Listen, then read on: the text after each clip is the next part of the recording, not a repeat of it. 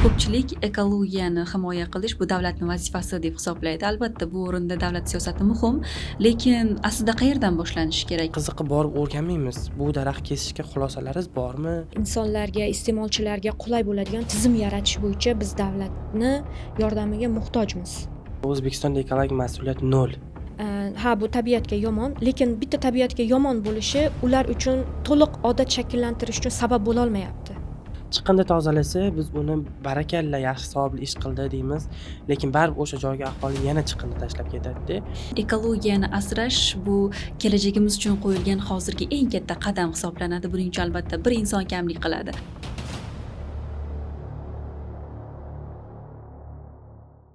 Assalomu alaykum qadrli yoshlar va aziz tinglovchilar. Sizlar bilan birga bor debati va men Sabrina. Bugun biz sizlar bilan nafaqat bugungi, balki kelajagimiz uchun muhim bo'lgan bir mavzu haqida gaplashamiz, ya'ni ekologiya. Ertangi kun uchun bugungi mas'uliyat deb nom oladi. Bugungi kunda barchamizga ayon iqlim o'zgarishi, havo ifloslanishi, suv tanqisligi, undan tashqari chiqindilarning ortishi va yashil hududlarning kamayib ketishi borasida ko'plab muammolar dunyo bo'yicha global miqyosda aylanib ulgurdi. Albatta, bu muammolar bizdan uzoq emas, chunki biz aynan mana shu tabiatda yashaymiz, yegulik iste'mol qilamiz, toza ichimlik suvini iste'mol qilamiz va bu albatta atrof muhit bilan, ekologik muhit bilan chambarchas bog'liqdir. Shu o'rinda savol tug'iladi. Ekologiyani, atrof muhitni saqlash, uni himoya qilish kimning vazifasi? Davlatning vazifasimi yoki bo'lmasa bu har bir insonning vazifasimi degan savollarga bugungi debatimizda chuqur mulohaza yuritib, fikrlarimizni taqdim etamiz. Bugungi suhbatimizda aynan mana shu mavzu yuzasidan mana shu sohaning mutaxassislarini taklif qilganmiz. Men ularni tanishtirib o'taman. Demak, birinchi mehmonimiz Green University ilmiy innovatsion ishlanmalarni tijoratlashtirish bo'limi bosh mutaxassisi hamda Organic Living Eco Startup asoschisi Odinaxon Po'latova bo'ladi. Assalomu alaykum. Xush kelibsiz bugungi debatimizga. Ikkinchi mehmonimiz esa Oliy Majlis Qonunchilik palatasi huzuridagi Yoshlar parlamenti a'zosi Feruzbek Sayfullayev bo'ladi. Assalomu alaykum. Sizga ham xush kelibsiz. Sizni bugungi kunda kuzatib boramiz. Eko jurnalistsiz, volontyorsiz. Faoliyatingizga doim omad tilaymiz va sizlarni bugungi debatimizda ko'rib turganimdan juda ham mamnunman. Shu o'rinda aytib o'tishimiz kerak, ushbu media loyiha Oliy Majlis Qonunchilik palatasi huzuridagi Yoshlar parlamenti va Ijtimoiy huquqiy media markaz bilan birgalikdagi media loyiha hisoblanadi. Ekran qarshisiga yaxshilab joylashib oling. Biz bugungi suhbatimizni, debatimizni boshladik. Demak, barchamizga ayon, yuqorida ham aytib o'tdim, bugungi kunda ekologiya haqida juda ham ko'p gapirilmoqda. Ommaviy axborot vositalarida, qolaversa ijtimoiy tarmoqlarda, social medialarda va ta'lim muassasalari va shu kabi turli loyihalar orqali jamiyatga tatbiq etib kelinmoqda. Shu o'rinda yana bir savol tug'iladi. Nima deb o'ylaysiz? Ekologik madaniyat bizning yurtimizda, O'zbekistonda qay darajada rivojlangan? Keling, Feruzbek aka, sizdan boshlasak. O'zbekistonda ekologik madaniyat oldindan rivojlanib kelgan deb o'ylayman. Oddiygina bu bizgacha yetib kelgan iboralardan ham ma'lum. Oddiy qilib aytadigan bo'lsak, suvga supurma, suvga tupurma degani ham bu bizni o'sha oldindan ota-bobolarimiz atrof muhitga qanaqa madaniyatda bo'lganligidan dalolat beradi. Bugungi kun aholisini ekologik savodxonligi yo'q aslida. Nimaga bunaqa deyapman? Agar unda ekologik savodxonlik bo'lganida ekologik madaniyat to'g'ridan-to'g'ri shakllangan bo'lardi. Misol uchun biz belgilanmagan joyga tashlab ketayotgan plastik baklashkamiz necha yuz yilda parchalanishi, atrof muhitga qanaqa ta'sir ko'rsatishini bilganimizda edi. Biz uni nima qilamiz? Ko'chaga emas, belgilangan o'sha chiqindi urnalariga tashlaymiz yoki uyimizdagi chiqindi urnalariga olib borib tashlaymiz. Unda to'g'ridan-to'g'ri madaniyat shakllanadi. Ko'chada yurish o'sha odob axloq qoidalari shakllanib boradi. Bugungi kunda o'sha aholi ekologik muammolar o'zining sog'lig'iga va atrof muhitga qanaqa ta'sir yetkazayotganligi to'g'risida ma'lumotligi juda ham kam ega bo'lgan. Nimani hisobiga? Chunki bizda ko'plab o'sha ilmiy tomonda ma'lumotlar berilganligi uchun aholi uni qabul qilishi qiyin bo'ladi. Shu uchun ekologik savodxonlik oshsa, madaniyat bizda to'g'ridan-to'g'ri shakllanadi deb o'ylayman. Albatta, fikrlaringizga qo'shilaman. Nima deb o'ylaysiz? Bugungi kunda odamlar ekologiyani, ya'ni ekologik muhitda o'zlarini kundalik tarzini o'zgartirsa, bu muammolar bartaraf bo'ladimi yoki bo'lmasa, buning uchun yana bir qancha omillar sabab bo'lishi kerak?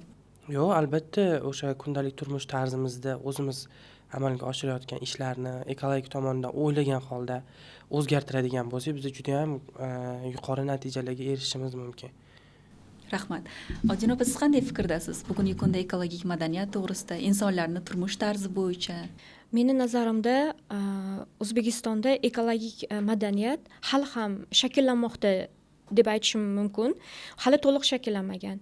Chunki bizda mana insonlar oxirgi 5-10 yillikda ko'proq mana bo'layotgan muammolarni, o'sha plastik paket mana 500 yil chiriydi deyapmiz. Bakalashkalar, ya'ni suv ichaman desangiz ham, boshqa nima ishlataman, bu tozalash vositalari ishlataman deysizmi, kundalik hayotda hamma narsa bir marta ishlatiladigan plastik idishlar bilan keladi. Va biz bilyapmiz bu muammolarni va u qanday bizni botqoqlik sari olib ketayotganini. Lekin insonlarda haligacha o'sha mas'uliyat bilan odat to'liq shakllanmagan. Chunki insonlar biladi, plastik paket bu yomon, ya'ni supermarketdan sotib olmasligi kerak, lekin baribir har supermarketga borganimda nazar boqaman, 80-90% odam baribir yana plastik paketda solib olib chiqib ketadi.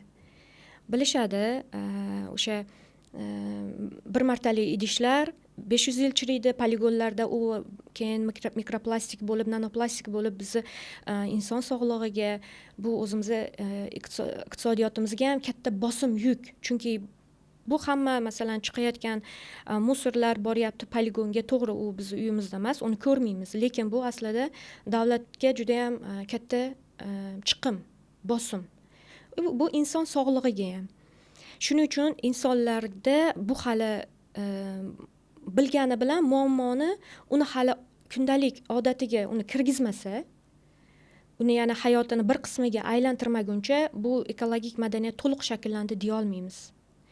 Masalan, Yevropa davlatlari, rivojlangan davlatlar ko'pincha tizim tashkil qilishadi. Ya'ni siz o'sha bir martalik bakalashkalarni ishlatib bo'lgandan keyin yoki shisha idishlarni yoki plastik salfanlarni olasiz, ishlatasiz, qaytarasiz va siz pulingizga cashback qilasiz. Ya'ni sizga rag'bat sifatida qo'shimcha nima qiladi. Bu insonlarda, bizda insoniyat shunaqaki, hamma ham xohlamasa shu iqtisodiy tarafini o'ylashadi-da. Shuni o'ylayman, shunaqa tizimlarni joriy qilsak, inson nimasida ular mana aholi bilardi. Ha, bu tabiatga yomon, lekin bitta tabiatga yomon bo'lishi ular uchun to'liq odat shakllantirish uchun sabab bo'la olmayapti. Chunki masalan, kim mana shu sohani ichida yurgan bo'lsa, xavf-xatarini biladi. Ya'ni bizni 5 yilda qanaqa muammolar kutyapti? Katta ekologik dizastrlarda 10 yilda nima kutyapti? 2050-yilga borib agar o'sha net zero deydi, to'liq nimaga o'tmasak, bu degani o'zi davlatlar o'zi mana 5-10 yildan keyin resurslarni kamligidan o'zi aziyat chekish boshlaydi. Bu insonlar, mana oddiy aholi buni tushunmaydi-da. Shuning uchun ham oddiy aholini madaniyatini o'stirishga, odatlarni shakllantirish uchun shunaqa qandaydir rag'batlantirish tizimi bilan, sekin-astalik bilan buni bosqichma-bosqich olib borish kerak deb o'ylayman. Ko'p so'rashadi. Biz o'sha atrof muhitga yordam berish uchun nima qila olamiz deyshadi. Oddiygina kundalik odatlarimizni o'zgartirish juda ham katta atrof muhitga yordam beradi. Men shuni tushuntiraman. Ertalab o'sha hayot tarzimizdagi odatga aylangan tish yuvish, cho'milish misol uchunda, tish yuvayotganda jo'mrak ochib qo'ymasdan stakanda tish yuvish ham bu ekologiyaga yordam. Qanday? Chunki suv tejaladi. Ikkinchidan, biz uyda chiqindilarni saralashimiz. Plastik paketlardan voz kechib, o'sha voz kechilmaydigan chiqindilar orqali xarid qilinganda, ularni saralash tizimini hech bo'lmasa yo'lga qo'yishimiz kerak. Xo'p, voz kecha olmayapmizmi? Qabul qilgandan keyin uni saralab qayta ishlashga topshirishimiz kerak. Yana bitta odatimiz, biz ishdan uyga to'g'ri avtobusda o'tirib yoki metroda o'tirib, nimalardir o'ylab uyga qaytamizda, lekin atrofimizda bo'layotgan jarayonlarni kuzatmaymiz. Misol uchun ko'chada daraxt kesilyapti. Ko'rsangiz nimani o'ylaysiz? Quriganligi uchun kesishayotgandir-da yoki biror narsaga xalaqit bergandir yoki qulab tushish xavfi bo'lgandir. Lekin qiziqib borib o'rganmaymiz. Bu daraxt kesishga xulosalaringiz bormi? Nimaga bu daraxt kesilyapti? Balkim ular sog'lom daraxtni kesgan bo'lishi mumkin. Mana atrof muhitga kundalik odatlarimizni o'zgartirgan holda qanday qilib yordam berishimiz mumkin? Juda ham ko'p so'rashadi-da, biz nima qilaylik deydi. Atrofdagi o'sha o'simlik yoki daraxtlarga suv berish ham. Bizda bunaqa odat shakllanmagan. Kamdan kam holatlarda o'sha uyning atrofida bog'i bor insonlar daraxtlarni, ko'chatlarni sug'orishadi. Men ko'p qavatli xonadonda turaman, podyezdda gulni parvarish qilishadi, lekin suv berishmaydi. Nimaga u gullar aziyat chekib o'tda turishi kerak, suv berilmasa? Daraxtlar ham xuddi shunaqa, ko'chadagi daraxtlar. Suv berilmasa, imkoniyatim yetsa suv berishga harakat qilaman. Bu ham to'g'ri, katta narsani o'zgartirib hal qila olmasligimiz mumkin, lekin kichkina harakat katta o'zgarishlarga olib kelishi mumkin. Albatta, yuqorida fikr aytildi. Shu fikrga menda ham bir qiziq savol paydo bo'ldi. Mana korzinkalarda, do'konlarga borganimizda, narsa xarid qilganimizdan so'ng uni albatta biz nimagadir solishimiz kerak. Uyimizgacha uni qo'lda ko'tarib kelishning iloji bo'lmasligi mumkin. Lekin shu vaqtda ham magazinlarda faqat plastik paketlarni ko'ramiz yoki siz aytayotgan tabiat uchun zararli bo'lgan paketlar mavjud. Balki buni ham bir chorasini ko'rish kerakdir. Bu paketlarni insonlar ehtiyoji bo'lganligi uchun shuni sotib olishadi. Agar uni boshqa varianti bo'lsa, albatta tabiat uchun yaxshi bo'lgan variantni ham sotib olishlari mumkin. Lekin bu narsani balki tadbirkorlarga tushuntirish kerakmikin? Qanaqa fikrdasiz? To'g'ri fikr bildirdingiz. Hozir mana ko'p holatlarda bozorlarda, supermarketlarda savdo sotiq ishlarini amalga oshirgandan keyin aholi u yerda qaraymiz. Mana men o'zim ham har doim plastikka qarshiman, lekin shunaqa bo'ladi, yonimda bo'lmay qolishi mumkin shopperim va o'sha vaqtda kirganimda boshqa alternativa topishim amri mahol bo'ladi. Ya'ni plastikni 3 xil varianti bo'ladi siz tanlab olishingiz uchun, lekin bitta ekologik varianti bo'lmaydi. Bunaqa holatlarda biz ko'proq aybni tizimga qo'yamiz yoki supermarketga mana bunaqasini qilib qo'ymabdi deyishimiz mumkin boshqa. Lekin aslida u supermarket mana har bir biznesni o'zini qadriyati bo'ladi. Shunday bizneslar bor, ularda u ekologiyani o'ylash agar qadriyatida bo'lmasa, biznes sifatida faqatgina o'sha eng arzon alternativani taqdim qiladi ular. Shuning uchun ham o'sha salofan hozirda dunyo bo'ylab 40 million tonnadan oshiq salofan ishlab chiqariladi, o'sha polietilen paketlar, va bu 2040-yilga kelib oshishi juda ham kutilmoqda. Bu biznes uchun arzon alternativa, ya'ni arzon xomashyo, arzon ishlab chiqarish kerak bo'lsa, mana bitta plastik o'sha 400 so'm desak, ekologik parchalanadigan o'sha qog'oz paketlar qilinsa, u tannarxi oshadi va bu biznes uchun nima deydi, o'zimiz tilga aytganda juda ham yaxshi iqtisodiy taklif emas. Shuning uchun ham, lekin bu narsa o'zgarishiga o'zi aslida biz aholi, iste'molchilar ko'proq impact qila olamiz, ya'ni ta'sir o'tkaza olamiz deb o'ylayman.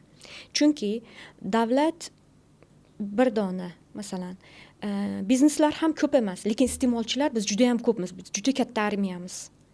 Ya'ni qachonki iste'molchilar odatini shakllantirganda, o'shanga qarab turib, o'sha bizneslar ham shunga qarab turib o'zini yo'nalishini o'zgartiradi.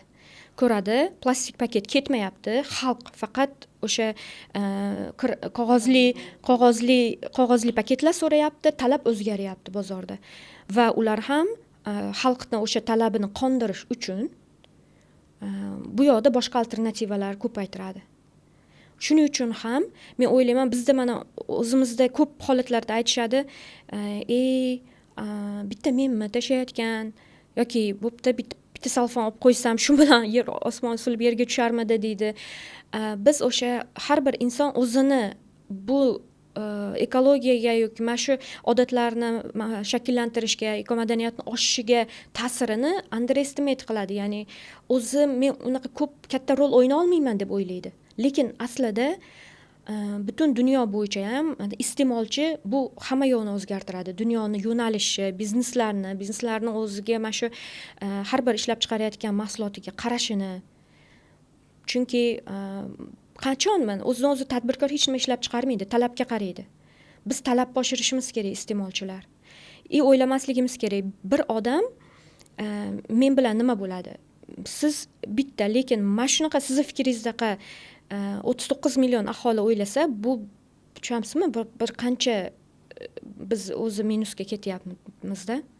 Bu narsalarni bu plastikda arzon bo'lishi mumkin, plastik qadoq, plastik salofan, lekin uni ekologik muammolari bu narxni ichiga kiritilmagan. Ya'ni u 400-500 yilda chiriydi, poligonga olib boradi. Mana oddiy o'sha chiqindilarni boshqarish juda ham qiyinlashadi. U mikroplastikka, nanoplastikka aylanib insoniyat sog'lig'iga ta'siri bo'ladi va bu muammolar ko'payib o'zimizni davlat iqtisodiyotiga ham zarar bo'ladi o'zi aslida. Lekin biz har doim o'sha bu tarafini ko'ramizda, uni chuqur kirib borganimizda bu bugun oddiy arzon deb olgan narsangizni qanchalik darajada siz va sizni farzandlaringizni hayotiga qimmatga tushishini uni o'ylab ko'rmaymiz. Bizda supermarketlarda o'sha shopperlar bor, plastik paketlarni o'sha oladi, sotadi kassaga kelganingizda, lekin narxi 40 mingdan 60 minggacha sotiladi.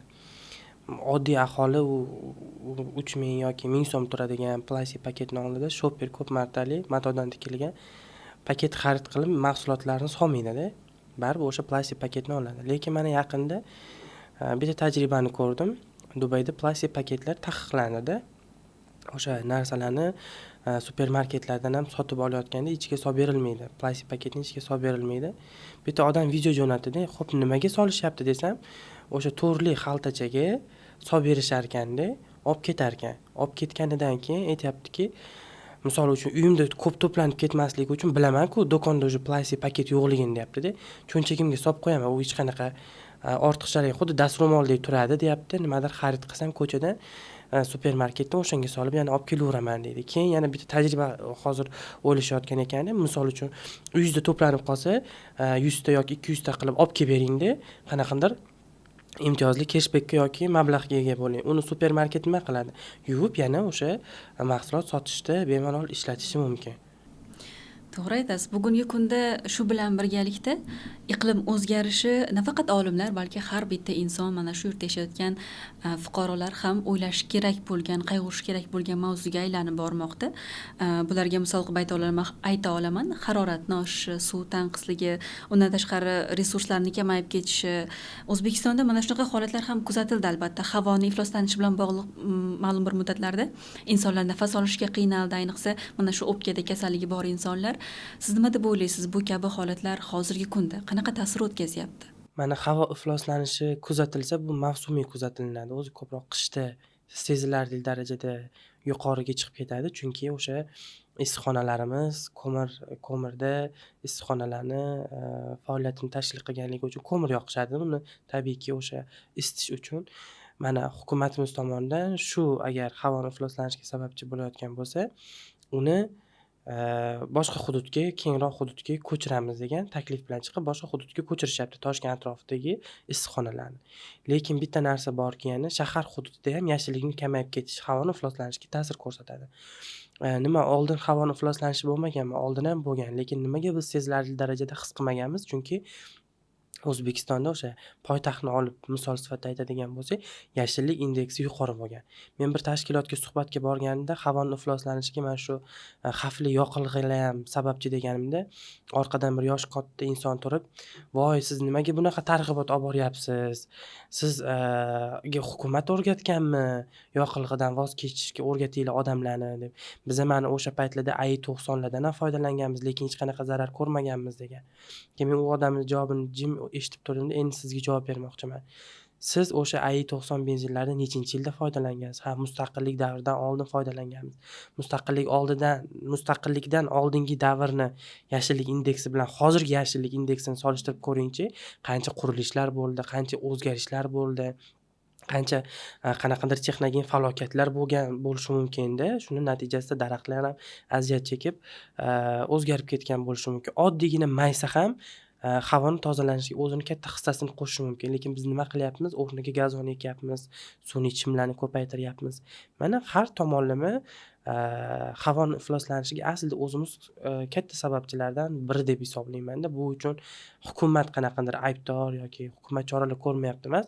Bizda havo ifloslansa, hukumat ishlamayapti degan targ'ibot kuchayadi. Xo'p, hukumat ham nima qilsin?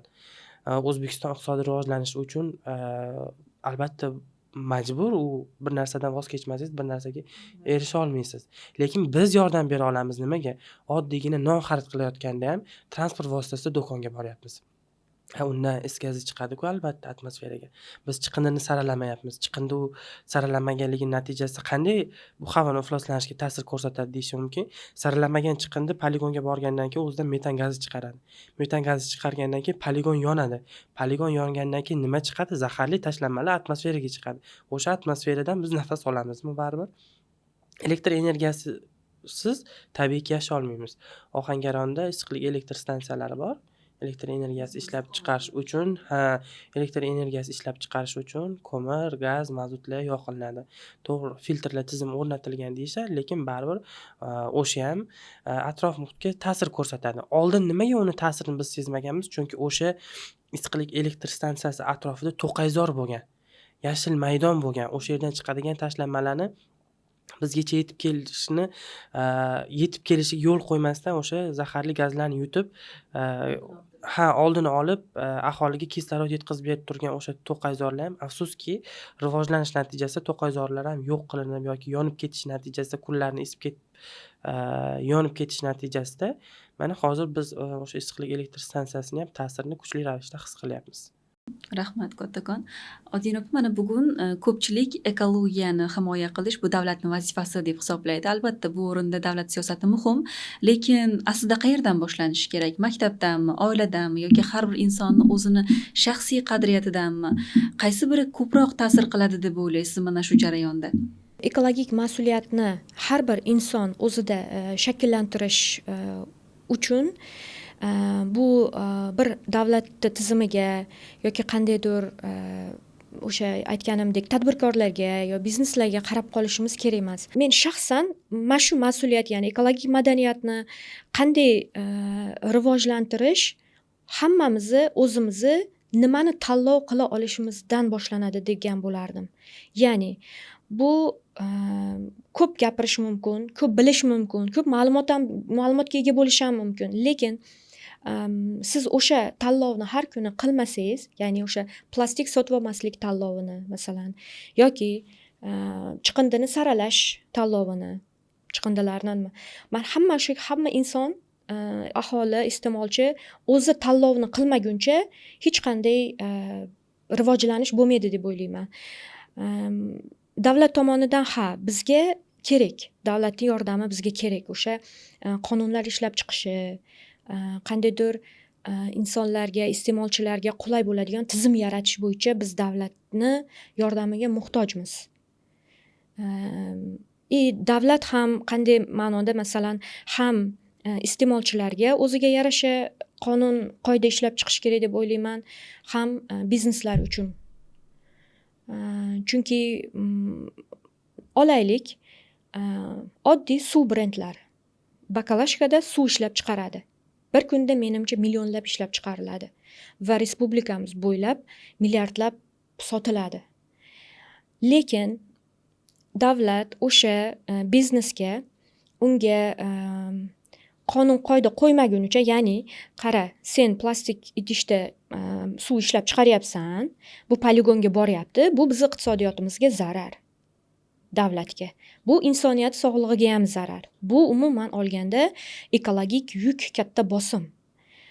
Va nima uchun o'sha plastik ishlab chiqarayotganlar o'sha mas'uliyatni yelkasiga ola olmaydi? Shunda hammasi o'zgaradi. Mana shu qonun, mana shu tizimni shakllantirsak, norma bilan, ya'ni bitta zavod, yonida ko'l bor, zavodning yonida. Har kuni undan axlat chiqindi, suv oqova tizimi zaharlanyapti-da, ko'l yomon bo'ldi. Baliqlar o'ldi. Unga kim javobgar? Zavod javob berish kerakmi? Yoki davlat o'sha chiqindilarni boshqarish nimasi kelib tozalab ketish kerakmi masalan?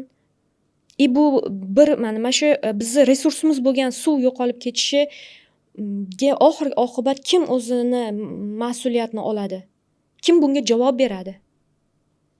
Mana shunaqa taraflarda meni nazarimda davlat bizga eng kuchli yordamchi bo'la oladi. Ya'ni tizim yaratish, qonun bilan belgilab qo'yish. Xo'p, ekologik muammolarni chiqaradigan ishlar qilyapsanmi? Demak, uni javobgarligi ham o'zingda. Aholi ham. Kerak bo'lsa plastik qimmatroq bo'lsin, shisha idishdan ko'ra. Shunda insonlar odatdan o'zgartiradi. Chunki qimmat plastik idishga to'lagisi kelmaydi. Shunaqa qonun chiqsa masalan. Endi buni bir kunda qilib bo'lmaydi. Baribir buni bosqichma-bosqich amalga oshirish kerak, lekin masalan bu yerda faqat davlat yoki faqat tadbirkor yoki faqat iste'molchi emas, bu yerda hamma birgalikda ishlash. Mana davlat tomonidan bular, tadbirkorlar, mana talab qo'yilyapti davlat tomonidan iste'molchini o'sha nima deydi, xohishlari deymizmi, talablari o'zgaryapti. Bu yoqda biznes ham o'zini ko'rib chiqadi, kerak bo'lsa qadoqlashini ko'rib chiqadi. O'zi har bir mahsulotni hayotiy sikli bor.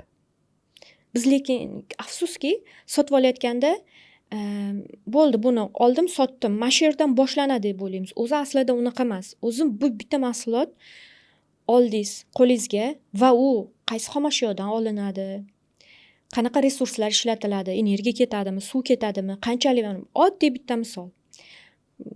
5 litr, 3 litrlik gel parashok deylik, mana hamma ayollar ishlatadi uyda. 90% suv, 10% konsentrat. Bu qanchalik to'g'ri, bu hidi zo'r bo'lishi mumkin, iste'molchiga yoqishi mumkin va bunga u o'rgangan. Avvaldan shu yaxshi tozalaydi deb o'ylagan, lekin bu mahsulotni qarasangiz, birinchidan suv resursini yo'qotyapmiz. Ya'ni 90% suvga to'layapmiz. Nima uchun uni konsentrat shaklida chiqarib, faqat konsentrat sota olmaymiz? Keyin unaqa suvli og'ir mahsulotlarni tashish ham bu ham mana shu hayotiy siklga kiradi. Ya'ni qanaqa xomashyo, u keyin qanaqa resurslar bilan foydalanib ishlab chiqariladi va u o'sha rastaga kelguncha nechta yo'lni bosib o'tadi. Rastadan keyin iste'molchi uni sotib oladi, uyga boradi, ishlatadi. U qanchalik unga foydali, foydasiz. Keyin uni idishi, plastik ishlat bo'lgandan keyin u nima bo'ladi keyin? Poligonga ketadimi yoki yerga ko'mib qo'ysangiz parchalanib ketadimi tabiatda? Tushunasizmi? Mana shu har bir inson har bir mahsulotni sotib olishdan oldin o'sha mahsulotning hayotiy siklini o'rganish kerak. Va agar uni mahsulotni oxiri boradigan joyi poligon bo'lsa yoki bizga, insoniyatga, sog'liqqa, ekologiyaga zarar bo'ladigan bo'lsa, iste'molchi uni ishlatishdan to'xtatish kerak. Va aytganimdek, iste'molchini o'zini qadriyatlari o'zgarganda, bizneslar ham ularning ham qadriyati boshqacharoq bo'lishni boshlaydi. Mana shu joyda mas'uliyat ketganda aytmoqchimanki, O'zbekistonda ekologik mas'uliyat 0 bo'lishi mumkin, ekologik mas'uliyatli insonlar, lekin bular barmoq bilan sanarli. Mayli, hozir bizani ko'rib turgan podkastimiz kuzatuvchilari aytishi mumkin, noto'g'ri gapiryapti degan. Endi u ularning shaxsiy fikri bo'lishi mumkin. Bu aytayotgan gap meni shaxsiy fikrim 0 deb hisoblayman va barmoq bilan sanarli insonlarda mas'uliyat bor. Misol uchun tushuntiraman. Bolali bo'lsangiz, bolangizni parvarishlash, uni yaxshi o'qitish sizning mas'uliyatingiz hisoblanadi, to'g'rimi? Lekin nimaga ekologik mas'uliyatga kelganda biz beparvolik qilamiz? Ko'chat ekamiz, to'g'rimi? Ko'chat ekish aksiyalarga boramiz. Ura, ko'chat ekdik, daraxt ekdik, rasmlarga tushamiz, videolar qilamiz. Lekin ko'chat ekkandan keyin uni mas'uliyati bizning bo'ynimizda. U yashab ketgunicha, yashnagunicha biz uni nazorat qilishimiz kerak.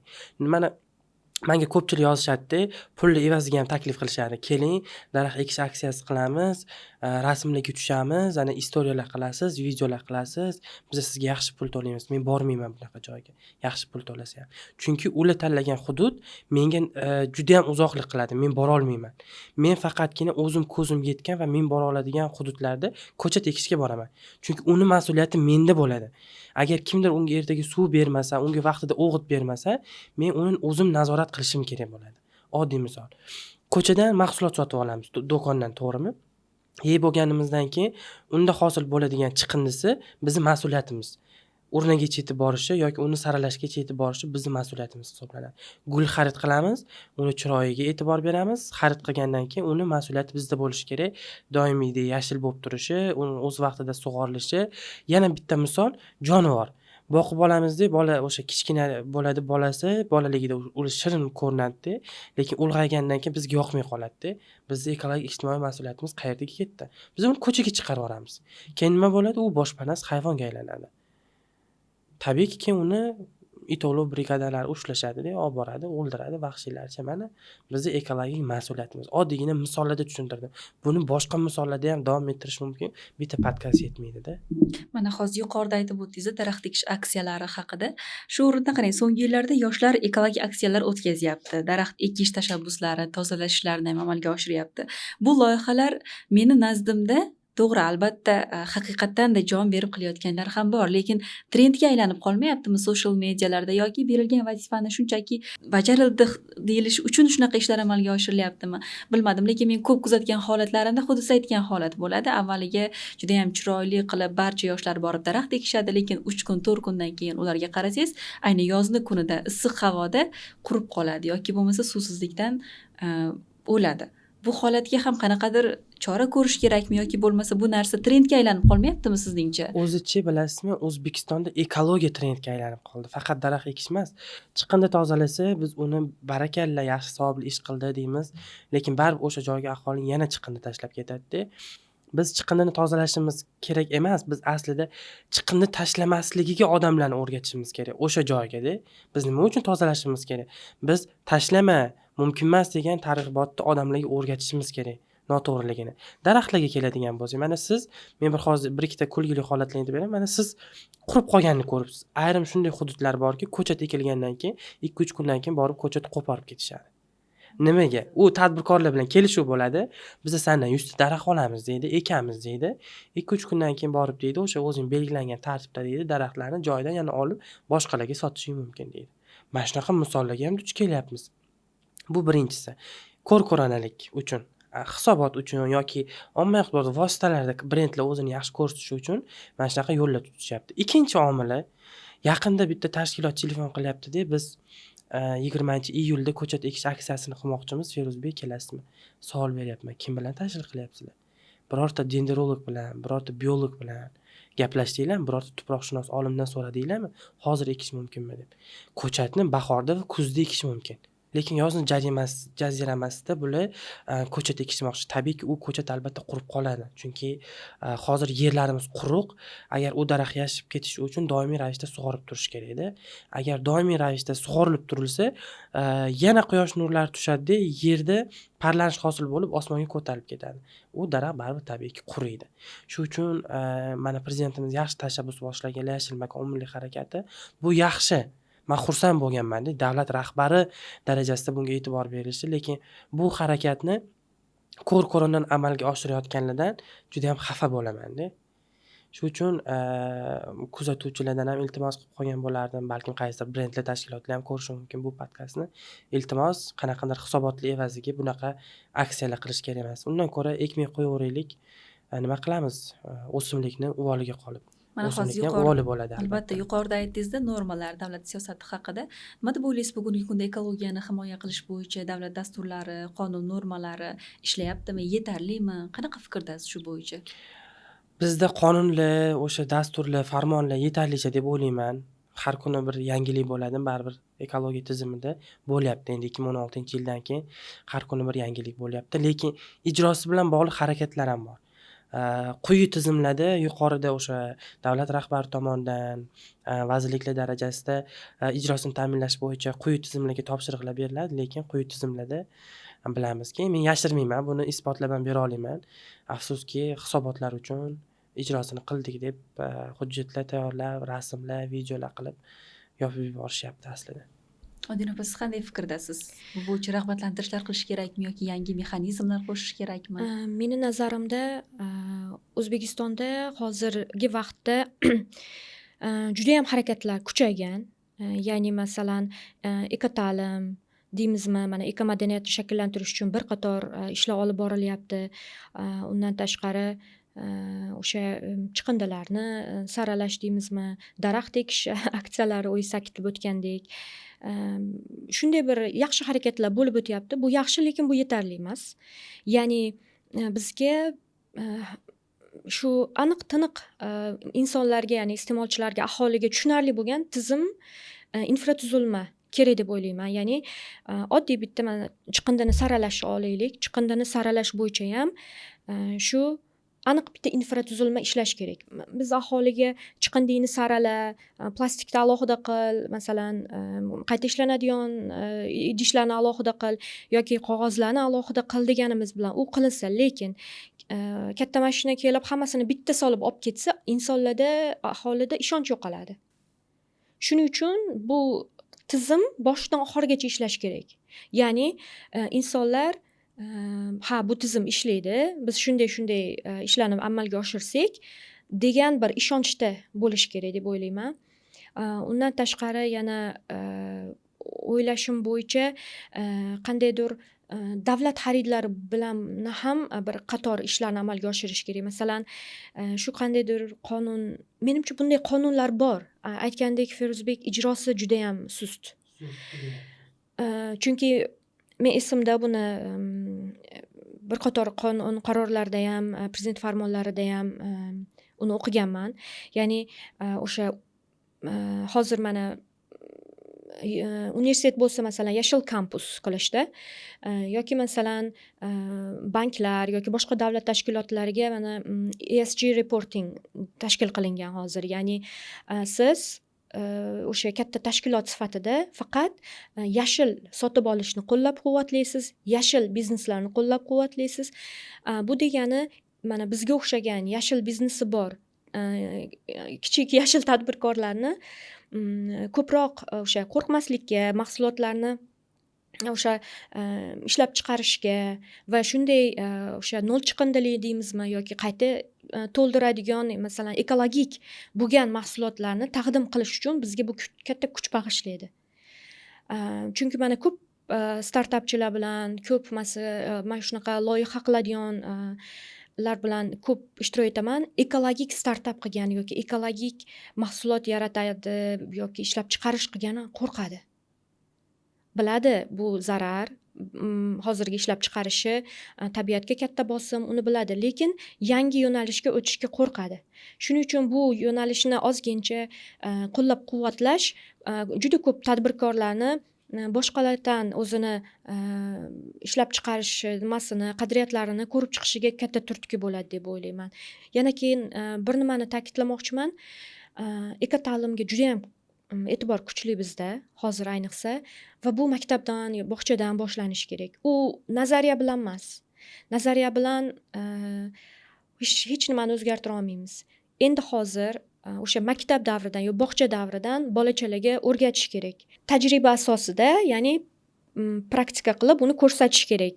Bolajonlar, mana bundoq qilasizlar. O'rgatish kerak o'sha qanday qilib o'sha elektr energiyani tejash, suv resurslarini tejash. Shularni yoshlikdan sekin-sekinlik bilan o'rgatib borishimiz kerak deb o'ylayman.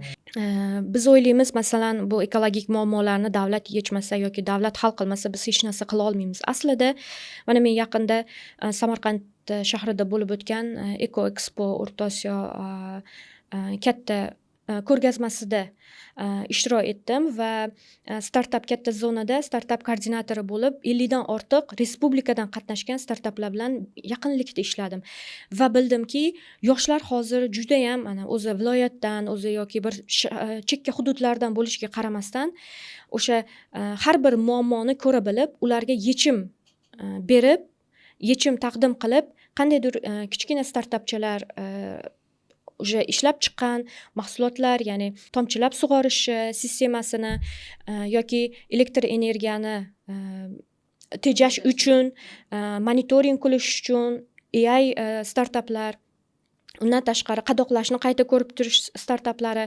Men o'ylaymanki, har bir iste'molchi, har bir aholi, har bir yosh, davlat va albatta tadbirkorlar bir hammamiz bu muammolarni oxirigacha tushunib, bitta yoqadan bosh chiqara olsak, o'ylayman, iqlim o'zgarishini ta'sirini O'zbekistonda ham O'rta Osiyoda sekinlatishni imkoni bo'ladi deb o'ylayman. Ta'lim borasidagi fikrlarga unchalik nima deydi, shaxsan o'zim unchalik qo'shilmayman. Nimaga? Hozir mana yuqorida aytdilar, to'g'ri, bog'chadan, maktabdan boshlash kerak deb. Lekin bitta narsada men mana yoshlar bilan ishlayman, maktablarga boraman, bog'chalarga boraman, suvni teja, elektr energiyasini teja, chiqindilarni sarala. Biz bolalarga ma'lumot beramiz, lekin u bola qayerga boradi? Uyiga boradi. Uyiga borgandan keyin ota-onasi uyda uni muhit yaratib berish kerak. Suvni tejashga, elektr energiyasini tejashga yoki chiqindini saralashga. Afsuski, uyda muhit yaratib berilmagandan keyin bola baribir to'g'ri tabiiyki shakllanmaydi. Biz uni kitobga kiritamizmi, o'qituvchi orqali o'qitamizmi? Bu uchun parallel ravishda ham ota-onalarni, ham bolalarni ekologik savodxonligini oshirib borish kerak edi. Shu uchun hozir O'zbekistonda o'sha bir ikkita misollar bor-u, o'z hayot tajribamdan kelib chiqqan. Shundan keyin shu xulosaga kelganman. Maktab, bog'cha yoshidan boshlash uchun ota-onalarni birinchi tarbiyalashimiz kerak. Ota-onalarda tushuncha bo'lgandan keyin bolalarni maktab, bog'cha yoshidan tarbiyalashimiz mumkin. Albatta, juda ham to'g'ri va chiroyli takliflarni bo'lishdingiz. Buning uchun rahmat. Men mana shu debatimiz so'ngida aytib o'tmoqchimanki, albatta, shu fikrga yana to'xtalmoqchiman. Ekologiyani asrash bu kelajagimiz uchun qo'yilgan hozirgi eng katta qadam hisoblanadi. Buning uchun albatta bir inson kamlik qiladi. Bittagina inson albatta qaysidir kichik qadamlar bilan o'zgartirishimiz mumkin, lekin agarda hamma insonlar birlashsa, O'zbekistonda yashaydigan barcha fuqarolar aynan mana shu o'zini ekologik madaniyatini, mas'uliyatini oshirsa, rivojlantirsa, albatta katta o'zgarishlar bo'ladi deb o'ylayman. Buning uchun sizlarga bugungi ishtirokingiz uchun o'zimni cheksiz minnatdorchiligimni bildiraman. Shunday qilib, bugungi sonimiz ham o'z nihoyasiga yetdi. Biz bilan bo'lganingiz uchun rahmat. Keyingi sonlarda ko'rishguncha salomat bo'ling.